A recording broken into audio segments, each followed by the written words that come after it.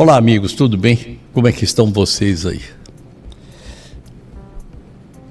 Eu vou começar esse programa, eu estou gravando esse programa no dia 3 de... uma terça-feira, no dia 31 de março. E essa é uma data que me traz uma opção de lembranças.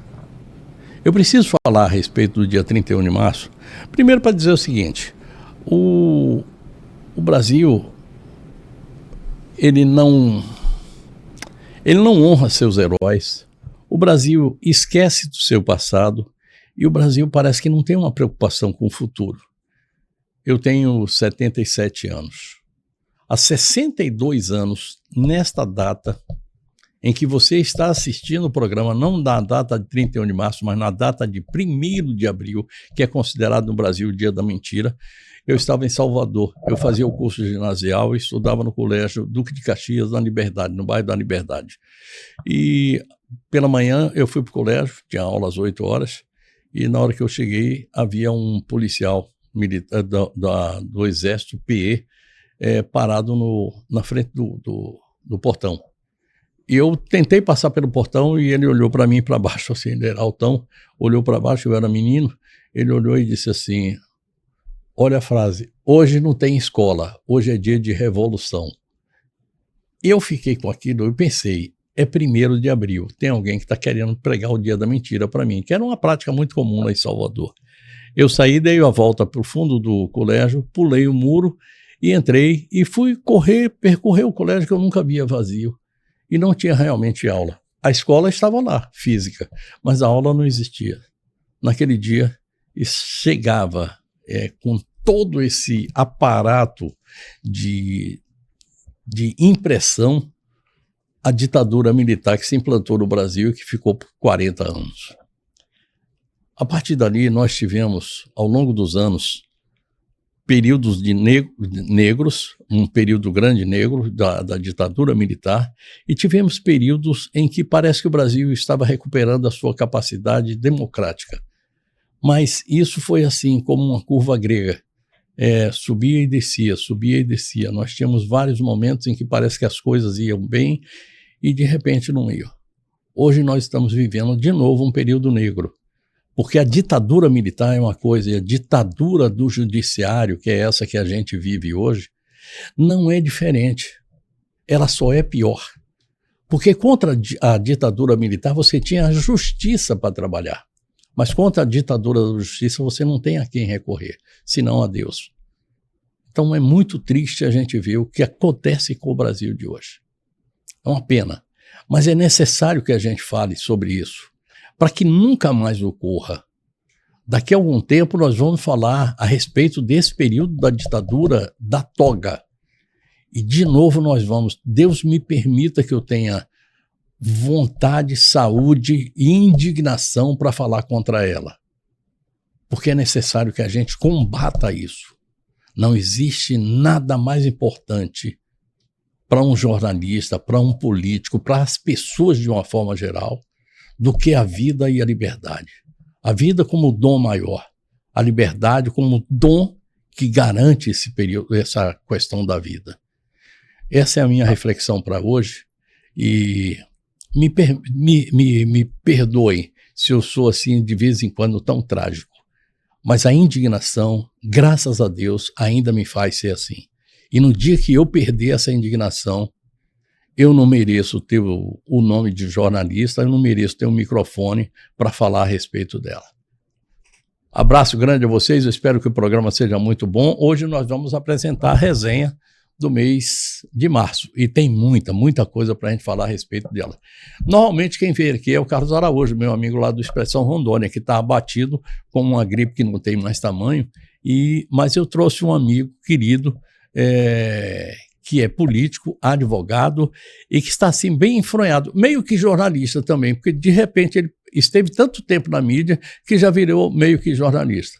O Ricardo Frota é o meu convidado de hoje. Prazer você ter vindo aqui. Muito obrigado por ter aceito o convite para vir aqui hoje. Léo, não tem como recusar, né? Sempre um privilégio muito grande estar aqui. É nosso recebê-lo também. desse programa, você que é uma pessoa já consolidada no meio da comunicação, tem o meu respeito, tem a minha admiração e eu já me coloco à disposição, né? Para falar principalmente daquilo que eu mais gosto, que é política. A política é algo que ultimamente eu tenho respirado, por isso que é sempre um privilégio estar podendo aí expor as nossas ideias, falar do cenário, seja o cenário nacional, local, enfim, falar aquilo que muita gente não entende as nuances da política e a gente consegue aí, sob o nosso ponto de vista, expor um pouco daquilo que a gente acredita. Bonito você falar isso, sob o nosso ponto de vista, porque a política é feita disso, dissensos que formam consensos. Né? É exatamente assim, eu sou de direita, você de esquerda, aliás, direita e esquerda está muito enfronhada no meio do povo. Não tem ninguém. Porque lá em cima não tem... 100% de esquerda ou 100% de direita não tem. Não tem. É uma coisa meio que misturada, né? Eu tenho uma inclinação, eu falo inclinação, maior para a direita. Isso. Mas assegurar que é 100% de direita, acho que ninguém pode assegurar. Não, porque você tem muita coisa do campo progressista, isso, que é parte da agenda parte da direita, exatamente, né? Que é parte. Então não tem como a gente dissociar. Tem coisas que a gente absorve, tem coisas que é interessante, a gente absorve para as nossas ideias, e aquilo que a gente acha que não é interessante, a gente exclui. Ricardo, você é hoje um político ligado, pelo menos até agora, não sei como é que vai ser até o sábado, porque está na janela da infidelidade partidária. A infidelidade tem um sujeito chamado Caruso, Marcos Caruso. Marcos Caruso fez uma peça de teatro chamada Trair e Coçar é Só Começar, e que virou filme depois dessa história toda. E está na hora a traição na política, é uma coisa que é comum, ela está ali todo dia. O velho Tancredo Neves dizia que a traição era um negócio que ele sentia muito quando estava dentro da urna, porque ele tinha uma vontade enorme de trair. Não porque trair seja uma coisa boa ou ruim, é que a traição é o maior dos atos que você pode cometer contra uma pessoa. Ela confia em você e você vai lá e trai. Então, não existe ato maior do que esse, de preponderância sobre uma outra pessoa, né? E na política isso é muito comum, né? Traição todo dia, a gente vê todos os dias, todas as formas. Mudanças, né? Mudanças repentinas. Obrigatórias. Teve um caso recente aí que a mudança foi repentina. É verdade. Um deputado foi para um partido, eu acho que em menos de 24 horas já voltou para o partido que ele estava. Nós tivemos lá no Rio de Janeiro agora uma eleição, o camarada entrou, foi eleito e logo depois ele saiu, foi preso. Você vê como é que são essas coisas. Da política é assim, às vezes o negócio demora muito tempo, às vezes é um átimo. Eu costumo dizer, Léo, quando isso acontece, é porque a pessoa que está no determinado partido, ela não está por ideologia, por gostar, por ter paixão aquele partido. Ela está num partido que oferece melhores condições, seja condições financeiras, seja autonomia dentro do partido, seja cargo, seja qualquer coisa que for. Mas ela acaba indo, né? Quando você vê essa mudança repentina de uma pessoa que está no partido e do nada foi para outro, com certeza a proposta do outro partido foi melhor. Nós temos hoje 5 milhões de reais do fundão partidário. Bilhões. Às vezes eu erro com essas duas letrinhas. 5 bilhões que serão distribuídos, né? Entre 30 e poucos 34, né? 32. Acho que é menos, 32, por aí. 32, né? O Novo entra nessa conta? Entra. Por né? Por um senador, né? Na verdade, parece que é o Girão, né?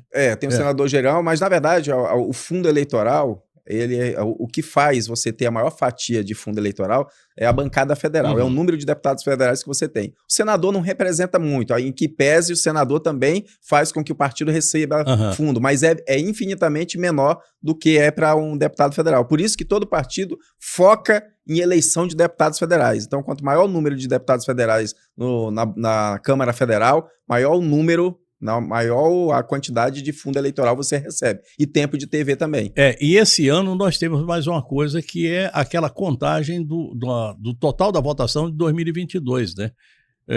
Porque ela soma também para isso, né? Então nós vamos ter aí... Exatamente. E essa divisão, ela para quem está começando na política, para quem está num partido pequeno, num partido novo, não estou falando novo com relação à sigla, mas num partido que está começando, é muito difícil e ela diminui muito a possibilidade, a capacidade que você tem de entrar no processo eleitoral. Como é que você está vendo isso para você que já está aí com praticamente uma campanha já há mais de um ano, pré-campanha, né, que a gente fala, para deputado federal, o seu nome já foi tido como um daqueles nomes que poderiam disputar o governo, enfim. Então, Léo, de início, a minha vontade era disputar o governo pelo Partido Novo. Aí, como eu havia falado para ti, o Novo, aliás, não só o Novo, como a grande maioria dos partidos, eles focam em campanha para deputado federal. Perfeito.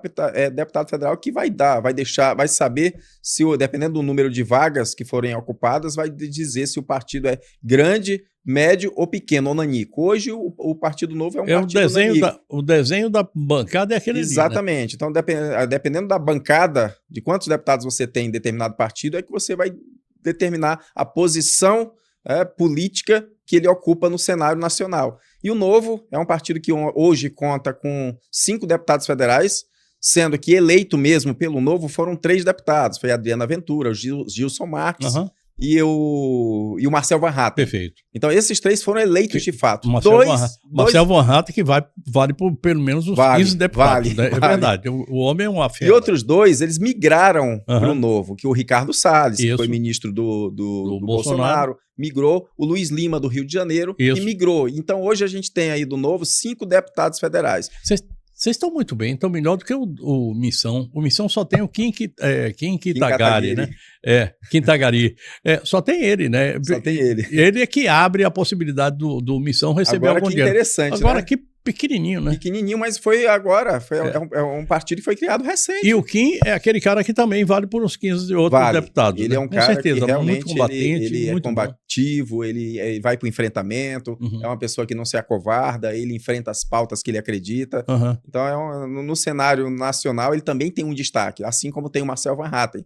Então, só que o Missão, para te ver, né? Bolsonaro não conseguiu criar o partido. Perfeito. E o Kim Kataguiri consegue criar o Missão. Vai entender, né? Um presidente da República no auge da presidência não conseguiu. Então é uma coisa assim, até inédita, né? Ele conseguiu, hoje o Missão existe e ele está trabalhando o partido para poder fazer algumas cadeiras. É difícil, por quê? Principalmente aqui na nossa região. Partido pequeno, partido nanico, que tem pouco fundo eleitoral, a distribuição é feita com base na probabilidade. Então, a Nacional vai analisar o perfil dos candidatos e ver quem realmente tem chance de ocupar uma vaga e quem tem chance de fazer uma votação expressiva para preencher o requisito necessário para preencher a cláusula de barreira. Então, isso é a questão de sobrevivência. O Novo não é diferente. O Novo tem um fundo eleitoral, um valor determinado, mas o Brasil, a imensidão que é o Brasil, imagina tanto de estado que terá a candidatura do Partido Novo, então ele vai ter que concentrar, vai ter que fazer uma matemática para ver aquelas pessoas que têm reais possibilidades de vaga. É aplicar em Minas, aplicar no Paraná, um pouco em São Paulo, Rio de Janeiro, e o resto fica muito espalhadinho, muito pouca coisa. Pinguinho, né? Vai pegar um pouquinho dali só para não cair no esquecimento e de uma certa forma, porque mesmo que você não consiga, por exemplo, se eu disputar pelo Novo, mesmo que eu não consiga uma vaga, que é quase que impossível, a gente tem uma nominata para fazer quociente eleitoral batendo quase 100 mil votos, uma candidatura do Novo, um partido nanico, com 9 candidatos que tem aí acima de 10 mil votos, é quase que impossível. Pode botar o Deltan Dallagnol aqui que não vira. Pois é. Então, lá vira, aqui lá não. Vira, aqui não. Então aqui é praticamente impossível. Eu não ventilo nenhuma possibilidade, nem 1% de possibilidade de um Novo aqui em Rondônia ter nominata para poder fazer um deputado federal. Então, aí a gente acaba cumprindo tabela, você vai disputar uma eleição sabendo que você, mesmo tendo uma votação expressiva, eu tive 30 mil votos, mesmo tendo 30 mil votos, é impossível ocupar uma vaga porque a gente não tem quociente eleitoral. O conjunto da obra, o conjunto de candidatos, possíveis candidatos do Novo, somado não é insuficiente para atingir aí 90, 100 mil votos. Isso leva você para União Brasil, Republicanos, podemos... Quer dizer, a gama é grande. E eu sei que um cara como você está sendo olhado pelos partidos de uma forma geral. Como é que está isso aí? Você vai? Esse é o seu caminho? Eu não fiz a escolha. Eu continuo no Novo, nesse momento agora, e principalmente nessa reta final, que a gente tem aí até o dia 4 de abril para poder ter essa definição. Nesse momento eu estou em conversa. Eu estou em conversa porque realmente eu fico numa situação muito difícil. Eu venho trabalhando aí ao longo de muito tempo, depois da campanha de 2024, eu não parei, continuo trabalhando para deixar o nome em evidência, para ser uma boa opção para Rondônia. Queria muito disputar o governo, porque eu acho que a gente tem capilaridade para isso, tem conhecimento técnico para isso, tem bagagem para isso e tem muito para oferecer para Rondônia, principalmente propostas inovadoras, que a gente vem trazendo aí. O Partido Novo ele tem muito essa característica, né, de ser um time que novo, realmente diferenciado, um time novo e um time que sempre preza pela eficiência da administração pública. O Novo não coloca aventureiros, o Novo não coloca pessoas sem passar por um critério absolutamente técnico, para ver se vai ser aprovado. O próprio partido ele tem esse filtro, essa peneira. Ele analisa o perfil, ele analisa o currículo, ele analisa a vida pregressa da pessoa e vê se aquela pessoa tem realmente preparo. Eu só fui candidato a prefeito aqui em Porto Velho porque o Novo me avaliou de todas as formas. Eu me lembro que 4 avaliações para eu poder ser colocado. Deltan veio aqui. Isso. E teve uma conversa comprida com você, né? Exatamente. Uma conversa longa. E o Deltan só veio para cá, para Porto Velho, para fazer a 4ª avaliação. Exatamente. Depois que eu passei pelas primeiras avaliações. Passou pela peneira. Isso. E ele gostou muito do perfil, porque viu que a gente realmente tinha bagagem, tinha conhecimento, as nossas propostas eram propostas execuíveis, a gente tinha noção do orçamento público, a gente em nenhum momento a gente fez proposta leviana sabendo que o orçamento é limitado. É o que acontece muito, você promete coisas que sabe que não consegue cumprir. Então a gente tem uma ideia, assim, uma noção muito vasta do que é administração pública, por isso que a princípio eu tinha colocado meu nome para o governo do estado de Rondônia. E não por vaidade, Léo, não por vaidade. Quem me conhece sabe que eu tenho zero vaidade. Eu já não tenho mais, não estou nessa fase de que eu quero, não. Pelo contrário. Apesar de muito novo, você é um espírito mais antigo, né? Isso, exatamente. Quem me conhece sabe que eu gosto muito de servir as pessoas. A minha família às vezes, tu é besta, tem aquela coisa, tu é muito besta. Não sou besta. Eu faço isso porque eu gosto. Aberta, eu né? me sinto bem fazendo e ajudando. A pessoa, não sei quem precisou de alguma coisa, eu não tenho coragem de dizer não. Eu vou lá, cara, precisar de mim, eu tô aqui. Então eu tenho esse espírito, essa coisa de querer servir. Servir me dá uma alegria tão grande. Aí a minha família, mas fulano, tu fez e não tá nem aí pra ti. Eu falei, não, mas eu não fiz porque pra ele esperando alguma coisa amanhã ou depois, não. Eu fiz isso porque isso me faz bem. Isso me faz bem. Fazer o bem faz certeza, muito bem. Faz bem, me deixa muito feliz. Quando eu consigo, com uma palavra, com um gesto, com qualquer coisa, mudar a condição que a pessoa se apresentou para mim, isso me dá uma alegria tão grande. E o meu reconhecimento, eu quero ser reconhecido por Deus. Eu quero que quanto mais coisas boas eu fizer aqui nesse plano, que lá em cima eu vou ter o reconhecimento. É a única coisa que eu espero. Da terra, eu não espero nada. Eu nem crio expectativa para eu não ter decepção. Então, assim, essa é a minha personalidade, essa é a minha natureza, e eu não vou mudar. Eu sempre falo para meus filhos, olha, nunca, jamais... São quantos filhos? Eu tenho 3. Eu sempre falo para eles, nunca mude a sua natureza para tentar se igualar com pessoas que agem de forma errada. Pelo contrário, meu filho uma vez, pai, eu estava no elevador, dei bom dia, ninguém respondeu. Continue dando, porque a tua natureza é de uma pessoa educada. E se a do outro não não teve uma boa educação, deixa ele com a natureza dele, com a educação dele. Mas tu tem, continue usando, continue passando isso para frente. Lá na Bahia tem um ditado que a gente aprende quando é criança. Não cobre a minha educação, mostra aos outros. Não cobre a educação dos outros, mostre a eles a sua. Isso, eu acho muito interessante isso. É desse jeito mesmo. Bom, eu vou fazer o seguinte, eu vou fazer um brinde aqui com você. Mina Linda, a melhor água do estado de Rondônia, recebe Ricardo Frota, advogado, político, que está naquele momento. O Calvário está chegando a hora, né? Vai ser na quinta, sexta-feira. E você vai passar pelo seu Calvário. Mas quem de nós não teve um deserto para atravessar e um Calvário para cumprir? Eu espero que o seu Calvário seja leve, que seu deserto seja muito curto. Eu sei que vai ser aí em poucos dias, mas que você não tenha o desprazer que tiveram alguns de abrir mão de uma carreira tão bonita em nome de uma coisa tão pequena como o interesse no dinheiro do partido. Verdade. E por falar nisso, eu queria que você, antes que a gente continuasse lá, ou passasse por outro, nós temos 2 financiamentos, né? O fundo partidário e o fundo eleitoral. Eu queria que você explicasse para o pessoal depois o que é isso, qual é a diferença de um e do outro. Saúde, Mina Linda. Em meio à natureza totalmente preservada, há 23 anos cuidamos da origem da água mais pura do estado, com a leveza que só a captação subterrânea, protegida por camadas naturais, pode proporcionar. Água mineral Mina Linda se destaca por ter o maior pH, tecnologia e sustentabilidade caminhando juntas. São mais de 1000 placas solares.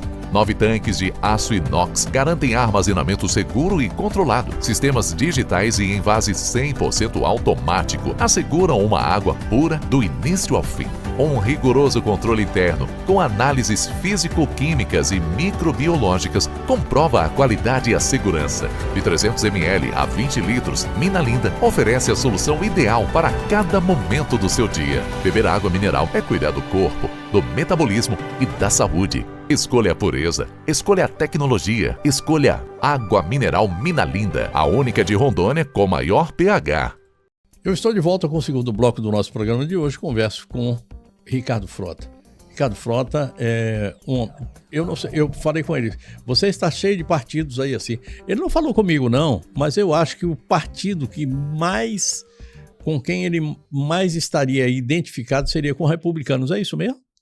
Acertou. É esse Acertou. mesmo. Eu tenho uma identidade muito forte com republicanos por conta do Tarcísio de Freitas. Isso. Que é uma pessoa que eu tenho uma admiração muito grande. Somos dois.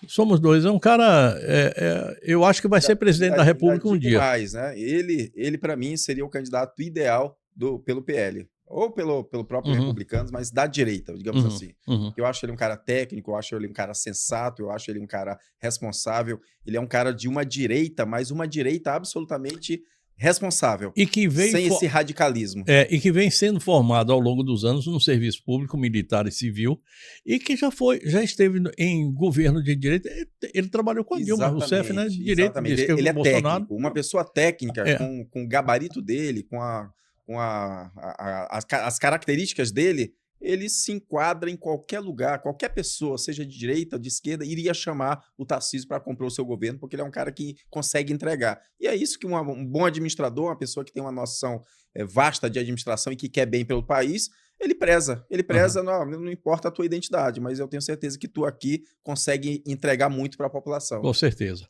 Eu queria aliás, deixar a pergunta feita para você sobre o financiamento público eleitoral, o financiamento eleitoral e o fundo eleitoral e o fundo partidário. Qual é a diferença de um e outro? Então, de uma forma bem prática... É para menino de 8 anos de idade. Prática, para entender, a diferença é que o fundo partidário, ele independe ele é antes de a eleição. Ele é para manutenção dos diretórios, para pagar despesa, cafezinho, aluguel, pagar tudo. Isso no decorrer do ano, dos anos. Então, o fundo partidário é para isso. É para manutenção do diretório, para pagar despesa com advogado, para pagar despesa com contador, para pagar despesa com funcionário. E o fundo eleitoral... E ele não é abatido daqueles 5 bilhões. Não. É outra coisa. É outra coisa. Perfeito. E o fundo eleitoral, ele é exclusivamente durante a campanha eleitoral. Ele só pode ser utilizado no período de campanha eleitoral. Fora isso, não existe fundo eleitoral. Acabou, se sobrou algum dinheiro, devolve. Se gastou a mais, não vai para a justiça, tudo certinho. Devolve tudo, até um centavo, se sobrar, tem que devolver. Vamos lá, vamos ver o que aconteceu nesse mês de março. Eu queria que você citasse 3 pontos que aconteceram nesse mês de março. Eu não vou falar ainda de Rondônia, não. Queria falar de Brasil. Que você julga assim, olha, Léo, nós tivemos 3... Se você quiser, eu falei 3 para falar. Se você acha que tem mais, aqueles pontos que valem a pena a gente conversar e dizer assim, olha, nisso aqui nós fomos bem, nisso aqui nós fomos mal, nisso aqui nós fomos péssimos, nisso aqui nem aconteceu. Olha, eu acho que uma coisa que já vem sendo discutida há muito tempo e que continua no debate, continua nos noticiários, é a questão tanto do INSS, né, e a questão do Banco Master. E eu falo do INSS porque recentemente foi tomada uma decisão aí pelo ministro André Mendonça e que foi para plenário e o plenário derrubou. Somente ele e o ministro Fux conseguiram manter a coerência e tentar fazer com que houvesse a prorrogação. Ele disse Ele que ficou... pediu uma prorrogação por 60 dias da CPMI, prorrogável por igual período, ou seja, poderia, segundo o André Mendonça, até 120 dias, que é muito coerente. Por quê? Porque uma CPMI que ainda não finalizou, que ainda existe muita gente para ser ouvida, que ainda existe muitos documentos, muitas provas a serem produzidas, e você encerra ela, você não cumpriu com o seu papel pelo qual ela foi instalada. Ela foi instalada para uma finalidade e ela não conseguiu cumprir essa finalidade. Qual é a finalidade? É produzir todas as provas necessárias. Lembrando que a CPMI ela tem algumas peculiaridades semelhantes à polícia investigativa, mas ela não tem, por exemplo, poder de prender, fazer busca e apreensão. Isso daí é inerente à polícia judiciária. Mas, por outro lado, ela tem algumas prerrogativas, como pedir quebra de sigilo bancário, fiscal, telemático, ouvir testemunha, pedir para ser inquirida algumas testemunhas. Ela só não pode decretar prisão, salvo em flagrante delito, mas aí não é uma atribuição inerente à CPMI. Qualquer um de nós podemos fazer isso por força da própria Constituição Federal. Então, assim, você vê que um trabalho que poderia ser, ao final, ser feito um relatório, esse relatório ele pode ser encaminhado tanto para o Ministério Público como para a Polícia Federal. Na verdade, assim, o trabalho da CPMI, ele é um trabalho mais político.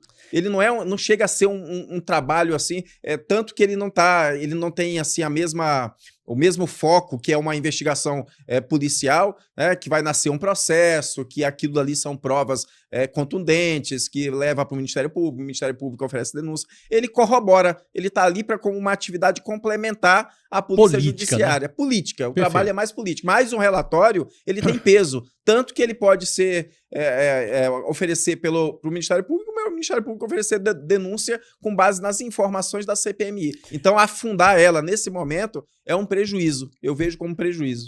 Eu queria só complementar a respeito dele. Olha, na justiça, quem pode mais também pode menos. Você tem alguma coisa que você pode chegar até aqui, mas se você chegou até aqui, você pode ir até aqui, ao meio. Então, eu acho que era perfeitamente possível. Eu achei muito interessante a tacada de mestre que o André Mendonça deu ao jogar para o plenário. Porque aí ele fez o seguinte: mostra quem é você. E ele, inclusive, teve hoje ou ontem, se não me engano, ele falou a respeito desse ponto. Ele disse: eu me surpreendi com 2 votos, o da ministra Carmen Lúcia e o do Fachin. Ele achou que... Não, ele não falou a respeito do Nunes Marques. Eu acho que ele já sabe quem é o Nunes Marques. O cara que tem um filho, advogado, exatamente, que tem 1 ano... Recebeu o dinheiro aí da... Tá no caminho, tá no mesmo bolo, tá na mesma coisa. Segundo ponto, nós falamos da CPMI. Qual é o outro ponto que você citaria? O Banco Master, isso daí é uma coisa, a gente está falando aí do maior... Aliás, estamos falando de uma coisa que tem ligação com a outra, né? Isso, ele pode ter ligação, pode ter ligação aí com o escândalo do INSS, porque o INSS precisava de quê? Precisava de uma financiadora. O INSS, para dar certo esse golpe, ele precisaria de banco e precisaria de sindicato. Então tem sindicato envolvido, porque esses descontos, o que acontecia? Sindicatos, eles fraudavam assinaturas, ele colocava um determinado número de aposentados como se tivesse autorizado o sindicato a receber aquele valor, como se eles estivessem sendo filiados ao sindicato sem eles terem assinado nada. Tudo isso foi fraudado. Então a gente está falando aí de milhões e milhões prejuízo de uma categoria de pessoas que contribuíram a vida inteira, né? E quando aí tem a sua aposentadoria, que na sua grande maioria a gente está falando aí de um salário mínimo, pessoas que estão sobrevivendo, né? Porque um salário mínimo hoje em dia aqui no Brasil não vive, você sobrevive. Então isso foi uma violação aos direitos dos idosos, uma violação ao Estatuto do Idoso, que protege o idoso. Eu sou aposentado, eu passei por isso. Passou? Passei. Olha aí, ó. Tá vendo? E sem tu nunca ter assinado, sem ter autorizado. Não, é aquela coisa assim, é aquela coisa de alguém entra e diz assim: eu queria que você me informasse o que é que você acha disso, daquilo. É um quiz. Aí você responde aquele quiz e lá no final das contas, lá no finalzinho, você não percebe, mas você autorizou que se fizesse um desconto da sua folha de pagamento. Mas fora esse, ainda tem outros mecanismos. Tem esse que eu estou te falando, que eles colocavam um monte de filiados que não foram filiados. Mortos, exatamente. O pessoal poder fazer desconto. O pessoal da pesca, aquilo ali é de uma ignomínia, é um negócio terrível, né? E aí precisaria de quê? Precisaria precisaria do banco, que pode ter a relação também com o Banco Master, e vários sindicatos, que os sindicatos, supostamente, eles se filiavam ao sindicato para ter esse desconto indevido. Então, assim, foi um prejuízo. E o Banco Master entra nessa situação como o maior escândalo financeiro da história do Brasil, que ainda vai ter muitos desdobramentos aí, que vai alcançar autoridades que já foram mencionadas, que isso que me causa estranheza, porque se fosse no procedimento normal, Léo, um juiz comum, ele já tinha sido afastado. O próprio CNJ teria afastado. Ou ele mesmo, ele por si só, tivesse relação com o processo ou citado, ele mesmo já se declarava impedido. Falou, opa, nesse processo aqui que estão me acusando de alguma coisa, eu não posso fazer parte dele. Aí chega lá no STF, não, eu posso, eu mando fazer isso, eu mando restringir, eu mando colocar em sigilo, eu mando isso, ou seja... E eu não explico, apesar de ter 129 milhões de razões para explicar, eu não explico essas 129 milhões de razões. Isso é um negócio terrível. E causa estranheza, Léo, você acabou de falar que esse é o terceiro ponto, né? Exatamente. E esses 129 milhões aí, que é o que gera uma indignação total, sabe? Uma pessoa que não existe dentro do direito uma especialização. Olha, eu fiz pós-graduação de tribunais superiores. Ela se coloca como especialista em tribunais superiores. Ou seja, meu marido está lá e eu estou aqui articulando. Os 2 escritórios lá em Brasília, mais rico de Brasília, da esposa do ministro Alexandre de Moraes e da esposa do Dias Toffoli. Estranho, né? 2 ministros terem sua cônjuge como as pessoas mais bem-sucedidas no seu escritório de advocacia. Interessante. Na hora que você falou aqui, eu estava me lembrando, há muito tempo atrás, quando ele estava brigando, Roberto Jefferson, você se lembra bem da figura que recebeu a Polícia Federal dando bem. Tiro. O Roberto Jefferson falava de Dona Vivi. Se lembra disso? Lembro. Não? A Dona Vivi era a Viviane Barros. Ele já falava naquela época. Já era a Viviane Moraes. E a gente não sabia quem era. E achava que era besteira da... a Dona Vivi, achava que ele era meio louco, né? E ele era realmente meio louco. Mas era um louco que sabia de muitas informações. Sabia e sabe, né? E sabe. De muita coisa. Aliás, quem está entregando... Vivo, né? Por falar em arquivo vivo, outro arquivo vivo que está botando a boca no trombone é o Garotinho, né? Está entregando tudo lá, né? Está entregando tudo sobre o Vorcaro, sobre o Banco Master e principalmente sobre uma figura que talvez você conheça e que a maioria das pessoas não conhece, chamado Dedé. Não é Dedé de Melo, não. Dedé de Melo é o nosso querido amigo aqui de Guajará-Mirim. É o André Esteves, que é um banqueiro ligado a um outro cara chamado Nelson Tanuri, lá da Bahia. Esse daí eu conheço desde o tempo que eu era rapazinho, e que são homens que comandam a dinheirama que corre dentro da Avenida Faria Lima, lá em São Paulo. Por isso que eu estou te falando, que os desdobramentos aí desse caso aí ainda vai acontecer. Tem muita ligação, tem muito link, isso daí é uma teia de aranha que vão encontrar. Aliás, já tem indícios fortíssimos, né, de autoridades envolvidas. O que causa estranheza para nós é que ainda o próprio Senado se manteve inerte, as autoridades inertes, estão tentando falar de outras coisas para tentar apagar essa situação, mas isso ainda vai render muitas discussões. A gente espera, Léo, o Brasil já está tão desmoralizado, a gente já é conhecido lá fora como um país da corrupção. Tudo de ruim acontece nesse país. A gente não pode mais achar que as autoridades eles têm que ser blindados.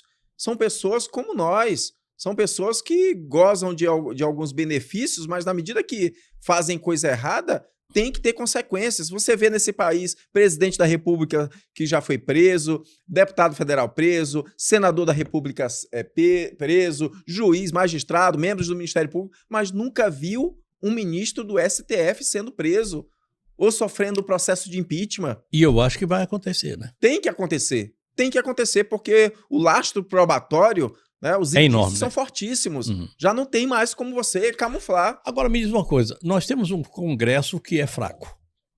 Eu não estou falando aqui a respeito de trabalhos que o Congresso, que a Câmara dos Deputados e o Senado fez, não. Mas ele é muito fraco em razão de diversas coisas, inclusive porque você tem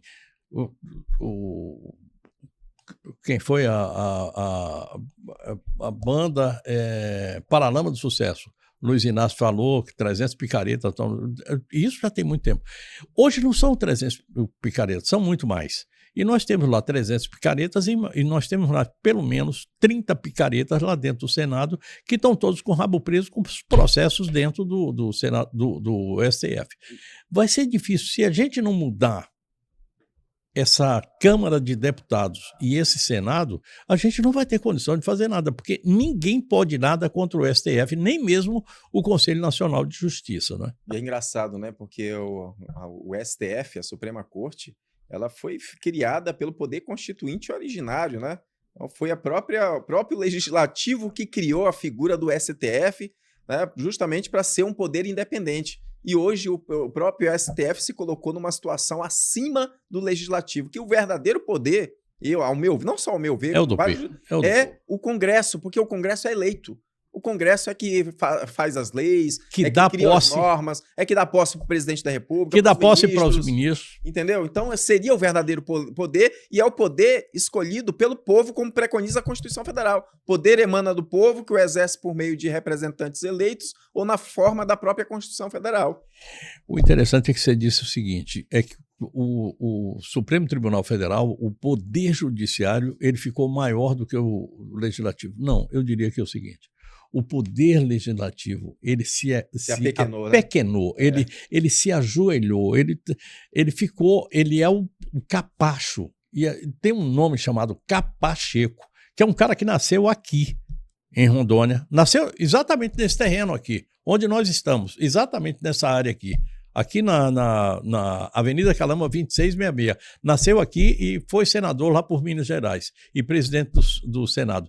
Foi esse cara que promoveu tudo isso que a gente tem. E que hoje tem um tal de Alcolumbre lá que dá mais. Eu vou fechar esse bloco aqui, eu vou chamar no mês da mulher, a gente vai falar de Olá Telecom e a gente volta para o terceiro e último bloco e aí nós vamos falar um pouco a respeito de como é que anda essa teia de traições e de acordos, ajojos para a política aqui do estado de Rondônia. Intervalo, a gente volta já já. Olá, Telecom. Conheça a Olá Telecom, o seu provedor de internet de fibra ótica, com frota de veículos bem equipados e profissionais treinados, tanto na área de campo quanto na área de suporte. A Olá Telecom garante que você esteja sempre conectado, seja para o trabalho, estudo ou lazer. Com a nossa tecnologia de ponta, oferecemos a você a internet mais rápida e confiável de Rondônia. Estamos comprometidos com a sua satisfação. Olá Telecom, conectando você ao mundo. Estamos de volta, eu estou no terceiro e último bloco do programa de hoje, que recebe Ricardo Frota. Ricardo Frota, político, advogado, e uma pessoa que tem uma capacidade de entender a política e de transmitir aquilo que a política nos oferece. Porque a política é a arte de conseguir consenso através de dissenso.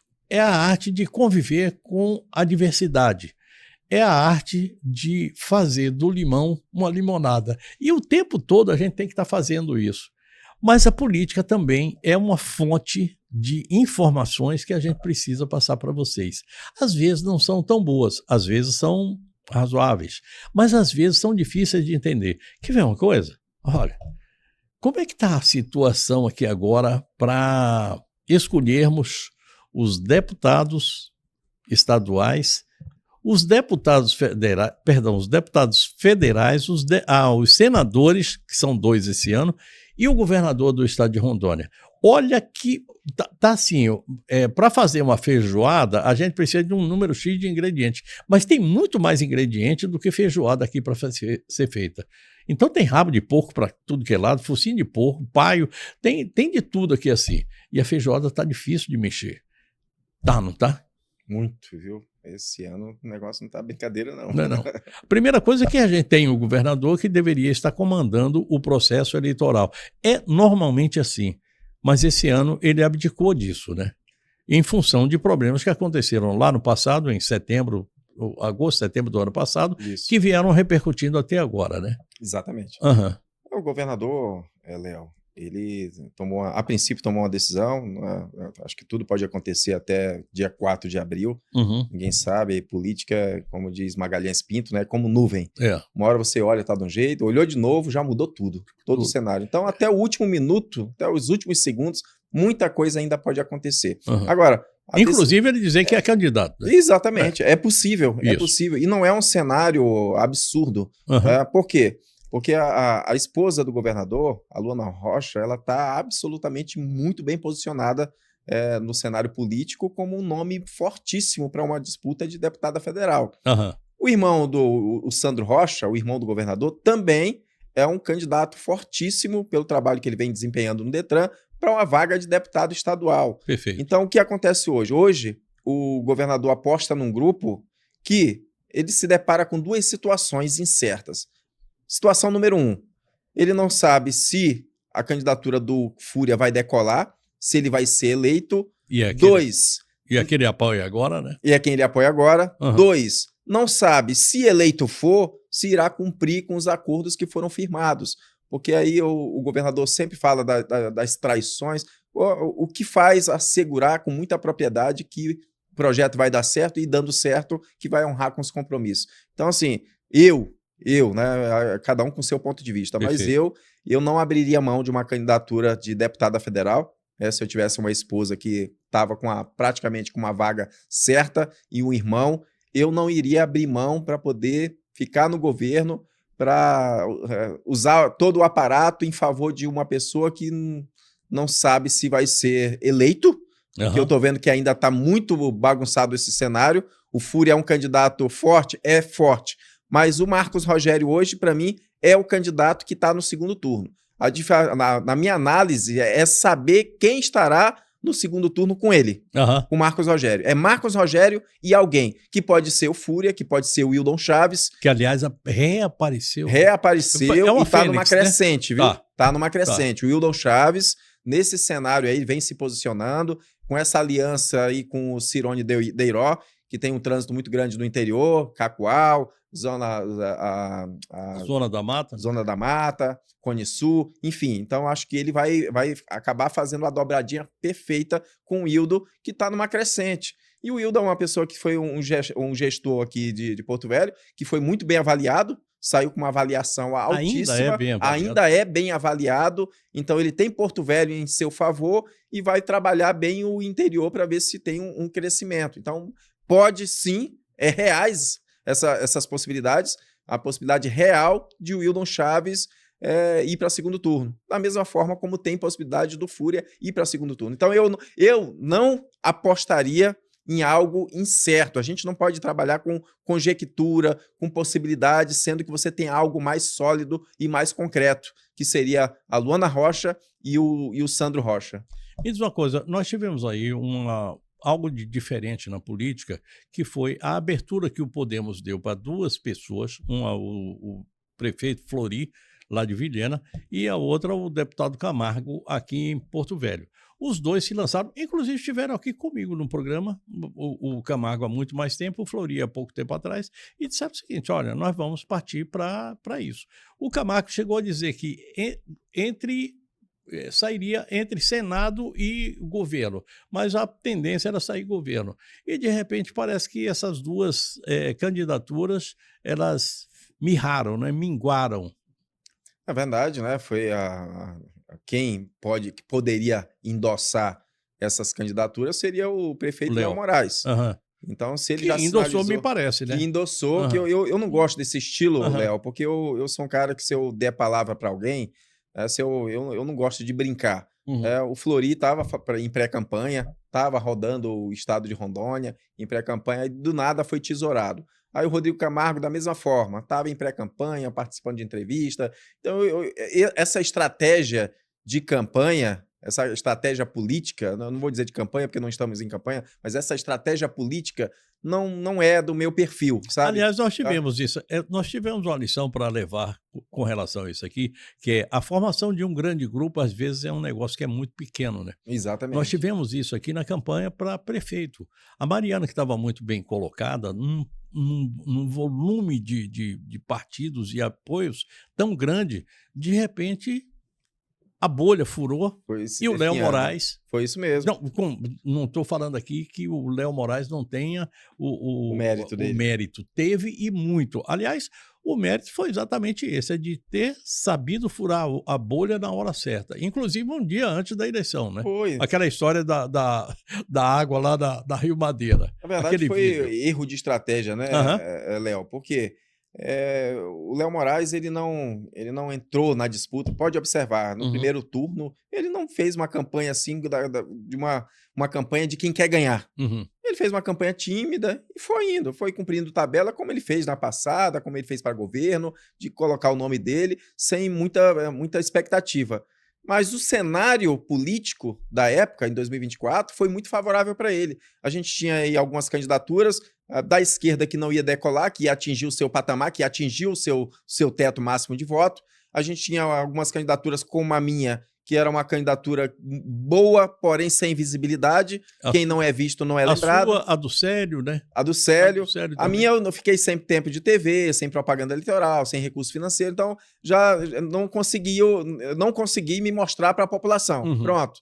E aí tinha Léo Moraes, Elma Tourinho, que a Elma Tourinho estava numa crescente. Né? Estava numa crescente, o modus operandi dela era bem bacana até um certo ponto. E aí começou a se perder no meio do caminho. Tanto é verdade que o medo de todo mundo era que a Elma Tourinho fosse para segundo turno com a Mariana Carvalho. O Léo Moraes chegou num nível de campanha que a Elma Tourinho passou do Léo Moraes. Aí o problema, no debate, inclusive que eu participei, o Léo Moraes ele não foi alvo de ninguém. Absolutamente ninguém. Ele ficou na dele, quietinho, falando as propostas dele, e aí a Elma Tourinho foi no embate comigo, foi no embate com o Samuel, e aí ela foi se perdendo. Foi. Aí, com a Mariana. E ela pegou aquela história da Mariana de ser a Patricinha. Isso, exatamente. Ela jogou aquela. Aí depois ela se perdeu.